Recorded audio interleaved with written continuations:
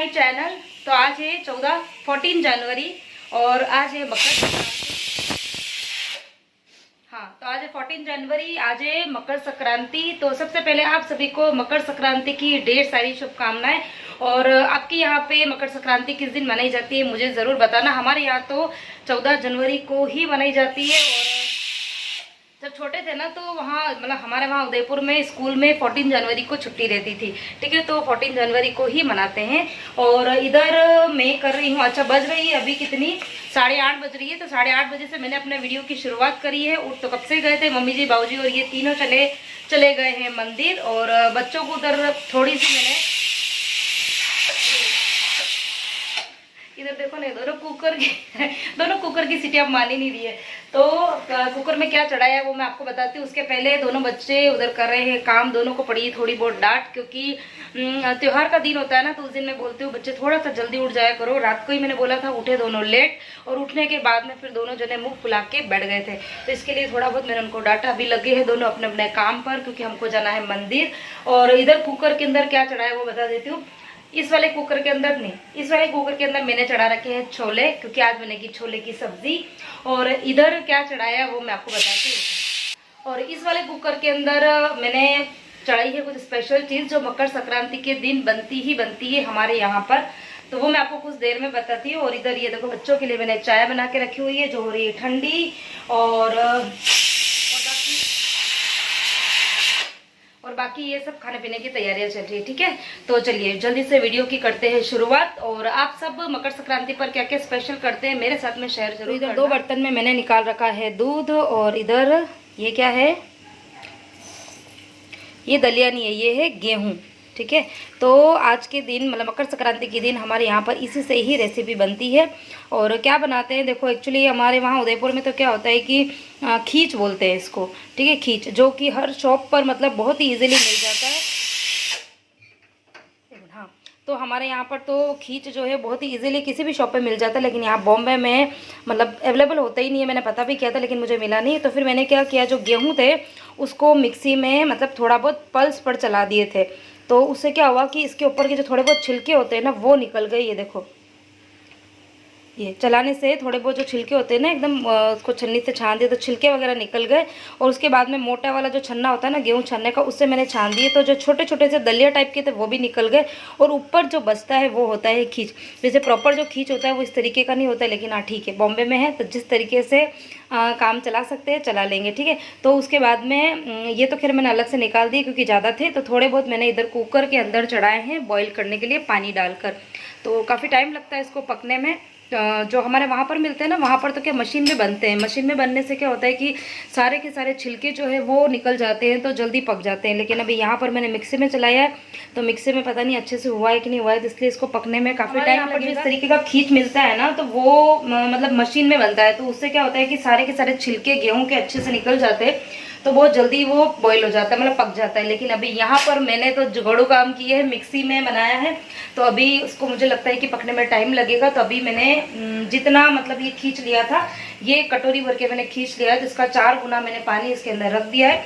और मतलब अभी कितनी 3 से 4 जो सीटी इसकी आ गई है। अभी मैंने गैस बंद कर दिया है क्योंकि ये बिल्कुल लो फ्लेम पर और धीरे धीरे पकेगा तभी अच्छा बनेगा और अच्छे से गेहूं जो है वो पक पाएंगे। ठीक है, और इधर मैंने चढ़ा दिए छोले। ठीक है, तो दोनों ही टाइम टेकिंग चीज़ें हैं इसलिए मैंने कुकर में सबसे पहले चढ़ा दिए। बाकी ये काम करूंगी तब तक ये बॉईल हो जाएंगे। और आगे किस तरीके से बनाऊंगी, ये खींच कैसे बनता है वो आपके साथ में रेसिपी में शेयर करने वाली हूँ। और आप लोग मकर संक्रांति पर क्या क्या चीज़ बनाते हैं मेरे साथ में प्लीज़ शेयर जरूर करना।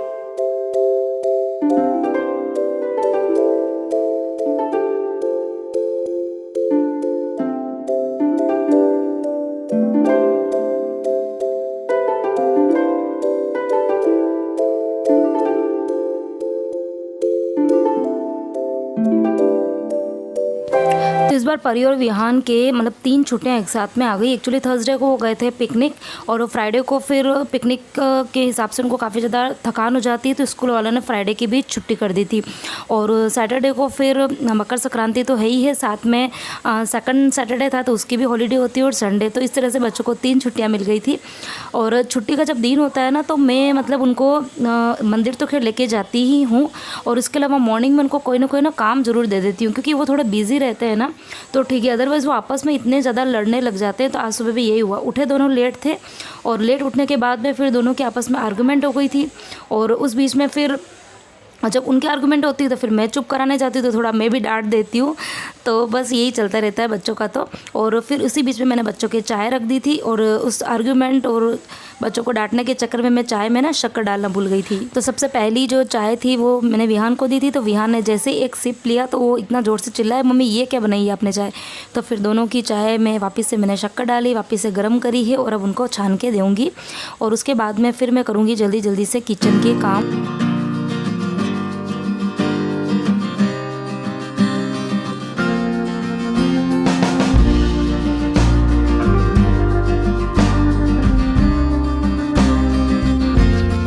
तो इधर खींच के अंदर मैंने मतलब 5 से 6 सीटियाँ ले ली है बिल्कुल लो फ्लेम पर, लेकिन मुझे पता है अभी वो पका ही नहीं होगा क्योंकि उसको पकने में काफ़ी ज़्यादा टाइम लगता है। लेकिन एक बार मैंने मतलब कुकर खोल के इसलिए देखा क्योंकि बहुत ही जल्दी गेहूं के दाने हैं ना, तो बहुत जल्दी कुकर में नीचे बैठ जाते हैं, चिपक लग जाते हैं। तो इसके लिए एक बार मैंने कुकर जो है वो खोल के देख लिया, और उसके बाद मुझे थोड़ा उसमें पानी कम लगा था, तो फिर मैंने उसके अंदर थोड़ा सा पानी और डाल दिया, और अगेन उसको मैंने कुक होने रखा है। और छोले जो थे वो तो मुझे लगा कि शायद बॉईल हो गए होंगे, क्योंकि उसकी भी मैंने बिल्कुल लो फ्लेम पर 5 से 6 सीटी लगाई थी। और इधर फिर मैं छोले के लिए मसाला तैयार कर रही हूँ। तो छोले का जो मसाला है वो बहुत ही सिंपल वे में ही बना रही हूँ आज मैं। तो टमाटर जो है उसी की ग्रेवी बनाती हूँ मैं, ज़्यादा कोई तामझाम इसके अंदर नहीं डालती हूँ, लेकिन काफ़ी टेस्टी बनती है इस तरीके से सब्ज़ी भी। अच्छा, बहुत सारे लोग जो है वो ये मतलब सोचते होंगे या बोलते होंगे ना कि बिना लहसुन और प्याज के पता नहीं कैसी बनती होगी सब्ज़ी, लेकिन रियली बहुत टेस्टी बनती है। एक बार आप बना के देखना, बहुत ज़्यादा अच्छी लगती है सब्ज़ी ये वाली भी। तो बस अभी मैंने मसाला जो है वो पकने के लिए रख दिया, और जब तक मसाला पकेगा तब तक मैं दूसरे काम कर लूँगी।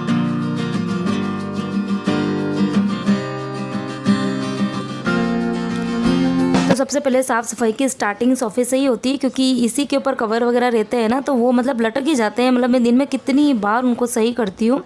और जो पीलो है वो भले अभी मैं जमाऊँगी, कोई मतलब नहीं है, वो कुछ देर में आप देखना अपनी जगह पे वो कभी रहेंगे ही नहीं। मतलब जैसे ही बच्चे बैठते हैं ना, तो बच्चों को पीछे एक पिलो चाहिए, उनको गोदी में एक पिलो चाहिए, और सेंटर टेबल के ऊपर वो पिलो रख के और उसके ऊपर पैर रख देते हैं। अब उनको कितना भी समझाएंगे, लेकिन उनको जो करना है वो वही करेंगे। लेकिन यही है कि एक बार मन की तसल्ली के लिए मैंने एक बार अच्छे से सोफ़े को झटक दिया है, साफ़ सुथरा कर दिया है, और सभी चीज़ों को अपनी जगह पे जमा भी दिया है। और इधर ये देखो कितना अच्छा सा मसाला बनकर तैयार हुआ है।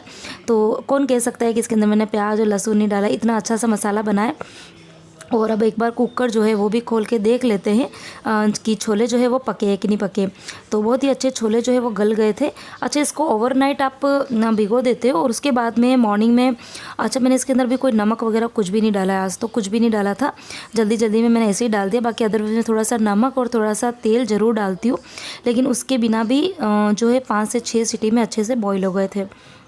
और उसके बाद में जो जितने छोले मैंने बॉईल किए हैं उसका 3/4 पार्ट मैं अभी डाल दूंगी मसाले के अंदर, और 1/4 पार्ट मैंने अभी नहीं डाला है। क्यों नहीं डाला है वो मैं आपको आगे बताती हूँ।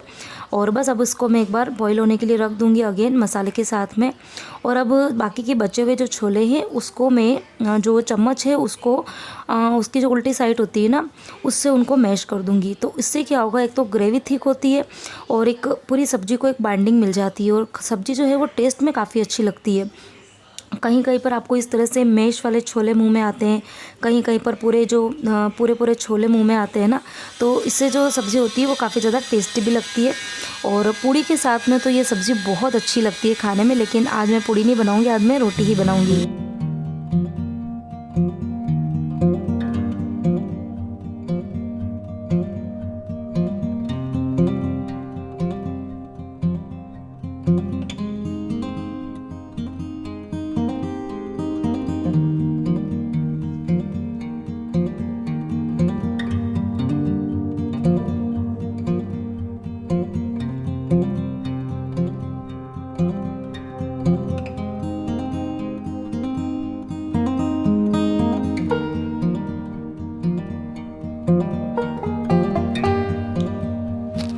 तो बस अब ढक कर उसको 5 से 10 मिनट तक पकने देंगे ताकि सभी मसालों का फ्लेवर छोले के अंदर आ जाए। और अब मेरे ख्याल से जो खीच है वो भी पक गया होगा, तो काफ़ी अच्छे से पक गया था। देख के भी लग ही रहा होगा आपको भी कि सारे जो गेहूं के दाने हैं ना वो बिल्कुल अच्छे से फूल गए। अच्छा, जो खीच है मतलब जो गेहूं के दाने हैं ना उनको अभी मैंने पानी में ही बॉईल किया है, अभी मैंने दूध वगैरह कुछ नहीं डाला है। तो इस टाइम पर ही अच्छे से उसको पकाना ज़रूरी है, क्योंकि उसके बाद में मैं इसके अंदर ऐड कर दूँगी दूध। तो दूध डालने के बाद में फिर जो गेहूँ के दाने हैं ना वो बिल्कुल भी पकते नहीं है, इवन थोड़े से और हार्ड हो जाते हैं हल्के से। इसके लिए मैंने बहुत ही अच्छे से ओवर कुक कर दिए थे। और उसके बाद में मैंने इसके अंदर डाल दिया है गरम दूध। और उसके बाद में अभी इसको खीर जो है वो बनानी है। अभी इसको बनने में काफ़ी टाइम लगने वाला है, क्योंकि ये टाइम टेकिंग चीज़ है लेकिन खाने में काफ़ी ज़्यादा टेस्टी लगती है। ऑथेंटिक रेसिपी है ये वाली, एक बार आप भी ट्राई करना, और हेल्दी भी है। तो अभी बस दूध मैंने इसके अंदर डाल दिया है, और जब दूध में अच्छे से उबाल आ जाएगा तो उसके बाद में इसके अंदर ऐड करेंगे शुगर। तो शुगर जो है वो अपने टेस्ट के अकॉर्डिंग आप कम ज़्यादा जैसा भी करना हो कर ले। तो बहुत ज़्यादा मीठा तो हमारे यहाँ पे भी खाना कोई पसंद नहीं करता है, तो मैंने बहुत ज़्यादा मीठी नहीं बनाई है, ठीक ठाक जैसा खाना चाहिए बिल्कुल उसी तरीके की है। और उसके बाद में दूध डालने के बाद में भी इसको कम से कम 15 से 20 मिनट तक इसको लो फ्लेम पर अच्छे से पकने देंगे। और उसके बाद में इसके अंदर कुछ फ्लेवर्स डालने वाली हूँ, कुछ ड्राई फ्रूट भी डालूंगी। तो इलायची डालनी है सबसे पहले तो मुझे, लेकिन इलायची जो है ना वो बिल्कुल नरम नरम सी हो गई है। तो इसके लिए मैं ये एक टोटका आपके साथ में शेयर कर रही हूँ, एक अच्छा सा किचन टिप समझ लीजिए। तो जब भी मैं इस तरीके से कोई चीज़ मतलब स्वीट वगैरह बनाती हूँ तो उसमें जब ज़्यादा क्वांटिटी में मुझे ये डालनी होती है ना, तो मैं जो इलायची है उसको इस तरीके से जो गैस स्टैंड है वहाँ पर रख देती हूँ, क्योंकि वो काफ़ी ज़्यादा गर्म होता है और गैस चालू है तो वो धीरे धीरे एकदम अच्छे से कड़क हो जाएगी। तो उसके बाद में फिर मैं इसको पीसूँगी ना, पीसना के उसको कूटूँगी ना, तो वो एकदम पाउडर फॉर्म में बन जाएगी। और अब उसके बाद में मुझे इसके अंदर और भी चीज़ें ऐड करनी है खींच के अंदर। तो ये मैं डाल रही हूँ सूखा वाला नारियल जो आता है ना, ड्राई कोकोनट, वो। तो उसके मुझे लच्छे लच्छे नहीं डालने, सॉरी, पतली पतली सी चिप्स जो होती है ना वो डालनी है। तो चाकू से मैं करने गई थी तो वो इतनी ज़्यादा पतली नहीं हो रही थी, तो इसके लिए फिर मैंने इस तरीके से जो चिप्स बनाने वाली है ना उससे किया, तो इतनी पतली पतली इतनी अच्छी सी चिप्स बन गई थी। तो ये भी बहुत बहुत ही अच्छा वाला किचन टिप्स है, आप भी ट्राई कर सकते हैं। और ढेर सारे आप बना के किसी एयरटाइट डब्बे में बंद करके फ्रिज में रख दें, तो आप बहुत सी रेसिपीज़ में इसका यूज़ कर सकते हैं। तो फिर मैंने थोड़ी बहुत जो चिप्स हैं इसकी कोकोनट की वो भी उसके अंदर ऐड कर दी है। और उसके अलावा जो भी ड्राई फ्रूट आप खाना पसंद करते हैं इसमें डाल सकते हैं, जो भी आपके बच्चे खाते हैं, आपके घर में खाते हैं।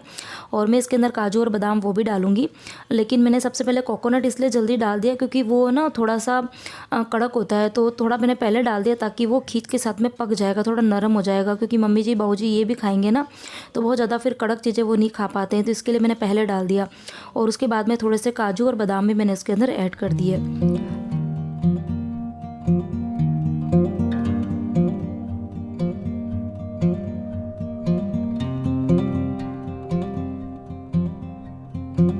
घर का मोस्ट ऑफ काम हो गया है, खाली थोड़ा बहुत काम बाकी ही था। और उस बीच में मैं गई थी मेरी फ्रेंड के यहाँ पे, और क्यों गई थी वो बताती हूँ। मेरी फ्रेंड के यहाँ पे गई थी मैं ये लेने के लिए, ठीक है। तो ये है एक साड़ी, और ये साड़ी एक्चुअली हम मतलब मैं मंदिर जाती हूँ रोज़, आप सबको पता ही है। और वहाँ पर हम लेडीज़ का एक ग्रुप है जिसको हम महिला मंडल बोलते हैं, और सारे ही महिला मंडल की सेम साड़ी होती है। मतलब तो वो हर साल तो नहीं, लेकिन साल में 2 साल में एक बार जो है वो साड़ी हम लोग परचेज़ करते हैं, और सबकी सेम साड़ी रहती है। फिर कोई भी फंक्शन होता है ना मंदिर का, तो फिर जो महिला मंडल होती है वो सेम साड़ी पहनती है, ठीक है। तो बहुत ही प्यारी साड़ी है, और कितनी 1600 रुपये लिए थे। और ये साड़ियाँ जो है वो सारी जोधपुर से मंगाई, क्योंकि यहाँ पर जो हम लोगों का टेस्ट है, मतलब जो हम लोग पहनते हैं उस तरीके की साड़ियाँ, क्योंकि यहाँ पर मराठी क्राउड ज़्यादा है, तो यहाँ पे उस तरीके की साड़ियाँ जो है वो मिलती है, और इसके अलावा कॉस्टली भी रहती है। तो इसके लिए साड़ियाँ जो है वो मंगाई थी जोधपुर से। तो फिर फ़ोन आया था, तो मैंने सोचा कि क्योंकि आधा ही स्टॉक आया था, साड़ियाँ शायद 70 या 70 से अबव कुछ मंगाई थी, और 40 साड़ियाँ ही आई थी। तो जैसे ही फ़ोन आया तो सबसे पहले मैं भागी, मैंने कहा पहले ले आते हैं, नहीं तो फिर रह जाएंगे, क्योंकि इसका फिर मुझे ब्लाउज भी स्टिच करवाना है, ठीक है। अब साड़ी कैसी है पहले मैं आपको वो बताती हूँ। तो येलो कलर की साड़ी है, क्योंकि जनरली मंदिर में हम लोग येलो या फिर ऑरेंज कलर ही प्रेफर करते हैं।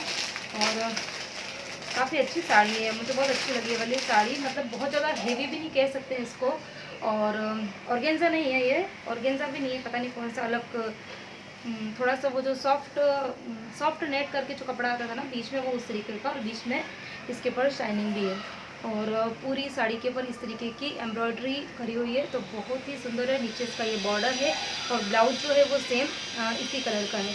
तो गोल्डन कलर का ब्लाउज है, गोल्डन नहीं सॉरी कॉपर नहीं गोल्डन, ठीक है। तो गोल्डन कलर का ब्लाउज है इसके ऊपर, तो मुझे दूसरी साड़ी के ऊपर भी मैं पहन सकती हूँ। तो बहुत ही प्रीटी मुझे ये साड़ी लगी, कलर काफ़ी अच्छा है, बिल्कुल जैसा भी कैमरे में कलर दिख रहा है ना एज इट इज़ वैसा ही कलर है, बिल्कुल भी 19-20 कलर नहीं आ रहा, बिल्कुल सेम कलर ही आ रहा है। ये इस तरीके की साड़ी है, बहुत ही सुंदर साड़ी है। और इसके ऊपर जो शाइनिंग है ना, शाइनिंग की वजह से ये थोड़ी सी और भी ज़्यादा अच्छी लग रही है, ठीक है। और पल्लू ऐसे ही कहूँ तो मैंने भी खोल के नहीं देखी अभी तक साड़ी को। ये इसका पल्लू है ये वाला, और पल्लू के नीचे इस तरीके के टैसल्स बने हुए हैं ये ऐसे। तो कैसी लगी बताना ज़रूर मुझे तो बहुत अच्छी लगी साड़ी। बस अब जल्दी से इसका ब्लाउज स्टिच होके आएगा। और अभी 22 तारीख को हमारे यहाँ पे बहुत बड़ा प्रोग्राम है, और जो महाराष्ट्र के जो राज्यपाल है वो यहाँ पर आने वाले हैं, तो काफ़ी बड़े लेवल पर मंदिर में हमारे प्रोग्राम है। तो फिर वहाँ पर ये वाली पूरी महिला मंडल जो है वो ये साड़ी पहनने वाली है, और इसीलिए जल्दबाजी में साड़ियाँ मंगाई थी, जल्दी में आधी साड़ियाँ ये, इसीलिए मैं पहले भागी लेने के लिए, ठीक है। तो थोड़ी बहुत जो घर की क्लीनिंग है वो मैं मंदिर जाने के पहले निपटा के गई थी, और उसके अलावा मंदिर से आने के बाद फिर हम सब ने खाना वाना खाया, और किचन का जो काम था वो मैंने निपटा दिया था। बर्तन मम्मी जी ने साफ़ कर दिए थे, और बाकी का कुछ काम जो है वो पड़ा था, वो फिर मैं अभी जल्दी कर लूँगी। तो हॉल की जो सफाई है वो मतलब आजकल कितना भी करो ना, मुझे ऐसा लगता है कि कम ही है, क्योंकि इतनी ज़्यादा मिट्टी उड़ के घर के अंदर पता नहीं कहाँ से आ रही है। तो पूरा डाइनिंग टेबल जो है उसके ऊपर एक पतली सी लेयर बन गई थी डस्ट की, तो वो मैंने सारी साफ़ करी है। और उसके अलावा सामान इधर उधर पड़े हुए थे थोड़े, वो भी अरेंज किए। थोड़ी बहुत साफ़ सफाई था बच्चों ने भी मॉर्निंग में करी थी, जब मैंने उनको मॉर्निंग में डांटा था ना, तो थोड़ी बहुत उन्होंने फ्लो में चीज़ें जो है वो अरेंज कर दी थी। लेकिन ये कि जो डस्ट वगैरह साफ़ करनी होती है ना कपड़े से, वो काम वो नहीं कर पाते, तो वो फिर मैंने अभी कर दिया।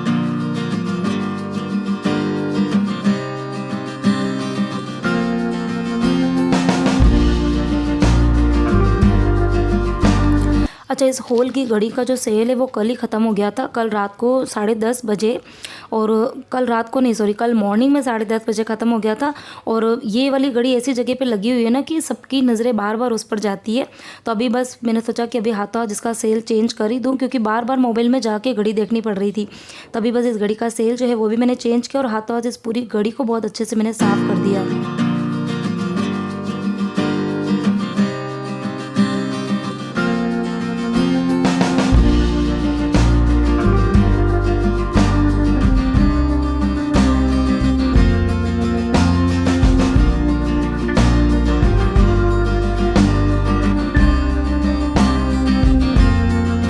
अच्छा, अभी 12:30 ही बज रही है, लेकिन मैंने 10 से 12 मिनट घड़ी को आगे रखा है। तो आप सबको पता ही होगा मेरे घर की जितनी भी घड़ियां हैं वो 10 से 12 मिनट आगे रखती है, ताकि जितने भी घर के काम हो वो सब कम से कम 10 मिनट पहले जो है वो पूरे हो जाए। और स्पेशली मॉर्निंग में जब बच्चे स्कूल जाते हैं ना, उस टाइम पे फिर काम जो है वो टाइम से होने बहुत ज़रूरी होते हैं।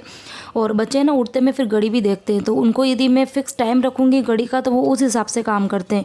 और 10 मिनट आगे रखने से क्या होता है कि वो उनको भी पता है घड़ी मैंने 10 मिनट आगे रखी हुई है, लेकिन फिर भी पता नहीं वो जब नज़र आपकी जाएगी ना घड़ी के ऊपर, तो बार बार आपके दिमाग में यही रहता है कि घड़ी में इतना टाइम हो रहा है। तो फिर 10 मिनट पहले बच्चे भी तैयार हो जाते हैं, मैं भी बच्चों का टिफ़िन वगैरह जो भी बनाना होता है वो सारे काम पहले हो जाते हैं। और बस अभी जो कुछ कपड़े हैं वो मैंने मॉर्निंग में ही धोए थे, बच्चों के जो हाउस यूनिफॉर्म थी वो, और जेंट्स साहब का वाइट कलर का कुर्ता पजामा था, वो सब मुझे हाथ से ही धोना था, तो वो सब धोए अभी सुखा दूंगी। मशीन तो आज मैंने नहीं चलाई थी, मशीन मैं कल चलाऊंगी।